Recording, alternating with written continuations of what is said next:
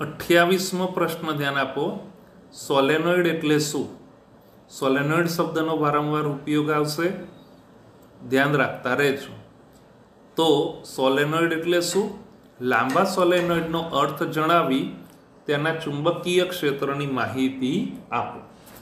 તો પાસ પાસે વીંટાળેલા, આવી રીતે આમ પાસ પાસે વીંટાળેલા જોતા રહો, બરાબર? તારે જેમ આમ કહી શકાય ને, પાસ પાસે વીંટાળેલા અને આ પ્રમાણે. તો આમ પાસ પાસે વીંટાળેલા, અલગ કરેલા, કેવા? અલગ કરેલા વાહક તારના હેલિકલ, હેલિકલ એટલે સર્પિલાકાર, તો હેલિકલ આકારના નળાકાર ગૂંચડાને સોલેનોઇડ કહે છે. એટલે આ સોલેનોઇડ તૈયાર થઈ એવું કહેવાય. આમાં જુઓ તો આવી રીતે અલગ કરેલા છે. તો એવા અલગ કરેલા વાહક તારના હેલિકલ આકારના નળાકાર ગૂંચડાને સોલેનોઇડ કહે છે. જે સોલેનોઇડની ત્રિજ્યાની સરખામણીમાં તેની લંબાઈ વધુ હોય, દાખલા તરીકે આ પ્રમાણે આમ વાત કરીએ તો એની આ ત્રિજ્યા થઈ, બરાબર? આ ત્રિજ્યા એની સરખામણીમાં લંબાઈ વધુ હોય તો તેવા સોલેનોઇડને લાંબો સોલેનોઇડ કહે છે. અને સોલેનોઇડની ત્રિજ્યાની સરખામણીમાં, દાખલા તરીકે આ પ્રમાણે આમ ગણીએ તો ત્રિજ્યાની સરખામણીમાં લંબાઈ ઓછી હોય, આ ત્રિજ્યાની સરખામણીમાં લંબાઈ ઓછી હોય, અથવા એના કરતાં પણ આમ નાનું આમ કહીએ તો ત્રિજ્યાની સરખામણીમાં લંબાઈ કેવી હોય? ઓછી હોય, તો તેને ટૂંકો સોલેનોઇડ કહે છે. ક્લિયર એટલું? હવે આગળ, ખૂબ લાંબા તારને ખૂબ પાસે રહેલા આટાઓમાં હેલિકલ આકારમાં વીંટાળીને બનાવેલ હોય છે. આ પ્રમાણે આથી દરેક આટાને વર્તુળાકાર ગણી શકાય. આવા આટા વીંટવા માટે ઇનેમલ એટલે અવાહક પડ ચડાવેલા તારનો ઉપયોગ કરવામાં આવે છે, જેથી આ આટા એકબીજાના સંપર્કમાં આવે નહીં, એટલે અવાહક તરીકે વર્તે. આમ વ્યાખ્યા જેવી હતી ને, પાસ પાસે વીંટાળેલા. પાસ પાસે વીંટાળેલા હોય પણ એની ઉપર અવાહક આવું આવરણ હોય, બરાબર? તો અવાહક આવરણ હોય એટલે લાગે એકબીજાની પાસ પાસે, પણ અવાહકને કારણે એકબીજાના સંપર્કમાં તે અવાહક તરીકે વર્તે છે. એક આટાના કારણે આટાની નજીક મળતી ચુંબકીય ક્ષેત્ર રેખાઓ સુરેખ તારના કારણે મળતી વર્તુળાકાર ક્ષેત્ર રેખાઓ જેવી હોય છે. અહીંયા તમે આમ સમજી શકો, જોઈ લો, વર્તુળાકાર એને અનુરૂપ આપણને ચુંબકીય ક્ષેત્ર રેખાઓ પ્રાપ્ત થઈ શકે. તો એક આટાને કારણે આટાની નજીક મળતી આવી ચુંબકીય ક્ષેત્ર રેખાઓ સુરેખ તારને કારણે મળતી વર્તુળાકાર ચુંબકીય ક્ષેત્ર રેખાઓ જેવી આપણને મળે છે. દેખાય ને? આ પ્રમાણે. હવે આગળ, કુલ ચુંબકીય ક્ષેત્ર એ દરેક આટાઓના કારણે ઉદ્ભવતા ચુંબકીય ક્ષેત્રોના સદિશ સરવાળા જેટલું હોય છે. સમજી શકો, દરેક આટાના કારણે જે ચુંબકીય ક્ષેત્ર ઉદ્ભવે એનો આપણે સદિશ સરવાળો કરીએ એટલે કુલ ચુંબકીય ક્ષેત્ર મળે. આકૃતિ એ એમાં સીમિત સોલેનોઇડની ચુંબકીય ક્ષેત્ર રેખાઓ દર્શાવી છે. જોઈ લો, ક્લિયર? પહેલી આકૃતિમાં. અને આકૃતિ બી એમાં સમગ્ર સોલેનોઇડ તેના ચુંબકીય ક્ષેત્ર એની સાથે દર્શાવેલો છે, એટલે વિસ્તૃત રીતે આગળ જાય છે. આકૃતિ એમાં વર્તુળાકાર ગાળાઓ પરથી જણાય છે કે બાજુના આટાઓનું ચુંબકીય ક્ષેત્ર નાબૂદ થઈ જાય છે. અને આ આકૃતિ બી એ દર્શાવે છે કે સોલેનોઇડની અંદર મધ્યમાં આવેલા પી બિંદુએ ચુંબકીય ક્ષેત્ર નિયમિત, પ્રબળ અને અક્ષને સમાંતર છે. બહારના ક્યુ બિંદુએ ચુંબકીય ક્ષેત્ર નબળું અને અક્ષને સમાંતર છે. એ આકૃતિ બી અનુસાર અહીંયા આપણે કહી શકાય. ક્યુ બિંદુ પાસે નબળું થાય, પી બિંદુ પાસે, અહીંયા વચ્ચેના ભાગમાં પી બિંદુ એની પાસે પ્રબળતા એની વધારે હોય છે. હવે આગળ, સોલેનોઇડ જેમ મોટો બનતો જાય તેમ તે જાણે લાંબી નળાકાર ધાતુની તકતી જેવો લાગે છે, જે અહીંયા આકૃતિમાં આપણે કહી શકાય. આકૃતિમાં તો ઉપરની આકૃતિમાં આદર્શ નિરૂપણ દર્શાવ્યું છે. આપણે જે પણ સાબિતી આપીશું ને આ આકૃતિને અનુરૂપ, અહીંયા જે આકૃતિ છે ને એને અનુરૂપ આની પછીના પ્રશ્નમાં પણ આ આકૃતિને ધ્યાનમાં રાખીને સાબિતી આપીશું. સોલેનોઇડની બહાર ચુંબકીય ક્ષેત્ર શૂન્ય થતું જાય. ચુંબકીય ક્ષેત્ર બહારના ભાગમાં શૂન્ય થતું જાય. આપણે ધારીશું કે બહારની તરફ ચુંબકીય ક્ષેત્ર શૂન્ય છે અને અંદરની તરફ દરેક બિંદુએ ચુંબકીય ક્ષેત્ર અક્ષને સમાંતર આપણને આ પ્રમાણે મળે છે. બરાબર. આપણે એક અગત્યનું વાક્ય એટલે ધ્યાનથી કમ્પ્લીટ કરજો હો, કે સોલેનોઇડની બહાર ચુંબકીય ક્ષેત્ર કેવું હોય? શૂન્ય થતું જાય.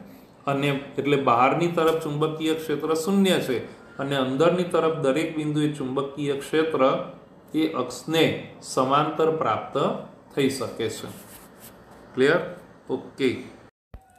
29મો પ્રશ્ન ધ્યાન આપો. અનંત લંબાઈના સોલેનોઇડના કારણે ઉદ્ભવતા ચુંબકીય ક્ષેત્રનું સમીકરણ મેળવો. આ પણ એક અગત્યનો પ્રશ્ન, ધ્યાનથી કમ્પ્લીટ કરતા રહેજો. આકૃતિમાં અનંત લંબાઈના સોલેનોઇડના કોઈ ભાગના અક્ષને સમાંતર આડછેદ દર્શાવેલો છે. એટલે આખો સોલેનોઇડ નહીં, પણ એનો થોડો એવો ભાગ એ અક્ષને સમાંતર એવો આડછેદ દર્શાવ્યો છે. ડોટ વડે જે સંજ્ઞા દર્શાવેલી છે આ એ પૃષ્ઠમાંથી બહાર આવતા તાર તથા ક્રોસ સંજ્ઞા પૃષ્ઠમાં દાખલ થતા તાર અને પ્રવાહને દર્શાવે છે. ટૂંકમાં જે ડોટ વડે દર્શાવેલ છે ને, જોઈ લો, આ જે આખો ભાગ છે ઉપરનો, બરાબર, આ જે ભાગ એ ડોટ વડે અને આ ક્રોસ વડે, બરાબર, આ ક્રોસ વડે. તો એ દર્શાવેલા ભાગ એ કેવા છે? તો એ ડોટ વડે દર્શાવેલા ભાગ એ બહાર આવતા તાર અને પ્રવાહને દર્શાવે, અને ક્રોસ વડે દર્શાવેલા સંજ્ઞા એ પૃષ્ઠમાં દાખલ થતા તાર અને પ્રવાહને દર્શાવે છે. સમજ પડી? ટૂંકમાં આવી રીતે આમ થાય ને, જો આમ કેવું હોય તો આવી રીતે આમ લંબ રૂપે છો, આવી રીતે આ એક, બરાબર, પછી આ પ્રમાણે આમ બીજું.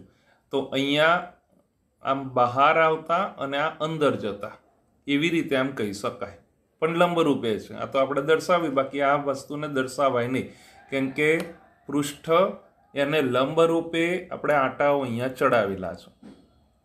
હવે આગળ આપણે ધારીશું કે સોલેનોઇડની બહારની તરફ ચુંબકીય ક્ષેત્ર શૂન્ય છે. આગળના પ્રશ્નમાં પણ મેં કહ્યું હતું, સોલેનોઇડની બહારની તરફ ચુંબકીય ક્ષેત્ર શૂન્ય છે અને અંદરની તરફ દરેક બિંદુએ ચુંબકીય ક્ષેત્ર અક્ષને સમાંતર છે. એ જે છેલ્લા પ્રશ્ન, આગળનો પ્રશ્ન હતો ને, એનું છેલ્લું વાક્ય એવું હતું. હવે એક લંબચોરસ એમ્પિરિયન ગાળો, એટલે એમ્પિયરના સર્કિટલના નિયમનું પાલન કરે એટલે એમ્પિરિયન ગાળો એ, બી, સી અને ડી દેખાય, એને ધારો. તેના માટે ચુંબકીય ક્ષેત્ર એનું રેખા સંકલન લેતા, એટલે આખા ગાળાના આપણે નાના નાના ટુકડા કરીએ અને દરેક ભાગ એનો આપણે સરવાળો કરીએ, એટલે સમગ્ર આ બંધ લૂપ એટલે કે એમ્પિરિયન લૂપ એની વાત થઈ શકે. કેવી રીતે? જો તો integration of ring B dot dl એ આખા ગાળા માટેની આ વાત આવી, આખા ગાળા માટે પડી ખબર. તો એના નાના નાના ભાગ ગણીએ તો પહેલાં એ થી બી, તો એમાં રિંગ તો બને નહીં, ટૂંકમાં બંધ ગાળો બને નહીં. એટલે અહીંયા જેમ બંધ ગાળો લીધો ને એવી રીતે અહીંયા બધામાં લેવાય નહીં, આ ધ્યાન રાખજો. એટલે ઇન્ટિગ્રેશન એ થી બી સુધીની જ વાત, બી ડોટ ડીએલ આ માત્ર આટલા ભાગની વાત, વત્તા ઇન્ટિગ્રેશન બી થી સી બી ડોટ ડીએલ, વત્તા સી થી ડી બી ડોટ ડીએલ, અને વત્તા ડી થી એ બી ડોટ ડીએલ. દરેકની અલગ અલગ આપણે ચોખવટ કરવી પડે, દરેકની અલગ અલગ આપણે માહિતી આપવી પડે. પછી એ બધાની કિંમત તૈયાર કર્યા પછી આ સમીકરણ 1 માં આપણે મૂકી દઈએ એટલે ડાબી બાજુ જે ઇન્ટિગ્રેશન ઓફ રિંગ B.dl છે ને એ આપણને મળે. તો જુઓ હવે સીડી ભાગ દેખાય ને, સીડી ભાગ સોલેનોઇડની બહાર છે. બહારના ભાગમાં તો ચુંબકીય ક્ષેત્ર કેવું છે? શૂન્ય છે. એટલે અહીંયા જે આ જે ભાગ આવ્યો એ તો કેવું થઈ ગયો? શૂન્ય થઈ ગયો. પડી ખબર? ઇન્ટિગ્રેશન C થી D B.dl, બી જ શૂન્ય છે એટલે આખો ભાગ એ કેવો થઈ ગયો? શૂન્ય. ક્લિયર? હવે ડી થી એ જુઓ, આ DA અને આ CB, બરાબર, અથવા BC. તો DA અને BC વિભાગો ચુંબકીય ક્ષેત્ર B ને લંબ છે. જોઈ લો, ચુંબકીય ક્ષેત્રને લંબ રૂપે છે. સમજ પડી? આવી રીતે આમ ચુંબકીય ક્ષેત્ર આ પ્રમાણે હોય પણ એને લંબ રૂપે આ બે ભાગ છે. હવે લંબ રૂપે હોય તો થાય શું? તો અહીંયા આપણે ઇન્ટિગ્રેશન, હું આ એકની વાત કરું એવી ને એવી વાત બીજાની થાય ને. ઇન્ટિગ્રેશન ઓફ રિંગ B થી C B.dl થાય. તો અહીંયા આપણે ઇન્ટિગ્રેશન B થી C B.dl cos થીટા, પણ આ બંને એકબીજાને લંબ રૂપે એટલે થીટા 90 થવાનું અને cos 90 એટલે 0. એટલે આખું પદ એ કેવું થઈ જવાનું? તો આખું પદ 0 આપણને મળે.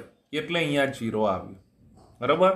એટલે અહીંયા આપણી પાસે આ જુદા જુદા ભાગ હતા ને, એમાંથી આ 1 2 3 અને 4, એમાંથી આ એક ભાગ તો 0 થઈ ગયો. પછી આ બીજા બે B થી C સુધીના અને D થી A, બરાબર, આ ભાગ પણ કેવા થઈ ગયા? તો 0 થઈ ગયા. તેથી સમીકરણ નંબર 1 એ હવે કેટલું બને? તો ઇન્ટિગ્રેશન ઓફ રિંગ B.dl બરાબર માત્ર કયો ભાગ રહેશે? A થી B B.dl. કેમ એટલો ભાગ જ રહે? તો આકૃતિને જુઓ તો A થી B એ આ ચુંબકીય ક્ષેત્ર આમ છે, A થી B એ પણ એને સમાંતર છે. એટલે સમાંતર હોય એટલે થીટા બરાબર કેવું રહેવાનું? 0. એટલે cos 0 એટલે 1 અહીંયા થઈ ગયું. તો જોઈ લો, તો ઇન્ટિગ્રેશન A થી B B.dl, તો B.dl cos થીટા, થીટા બરાબર 0, cos 0 એટલે 1. એટલે ઇન્ટિગ્રેશન અહીંયા B.dl થઈ ગયો. કોની વાત? A થી B. આમાંથી B ને અચળ તરીકે 12, એટલે અચળ તરીકે 12 આવ્યું. તો B ઇન્ટિગ્રેશન A થી B dl તરીકે મળે.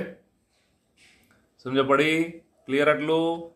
તો હવે આગળ, તો ઇન્ટિગ્રેશન ઓફ રિંગ B.dl બરાબર B અને આ A થી B સુધીની આખી લંબાઈ એને આપણે h તરીકે ગણીએ.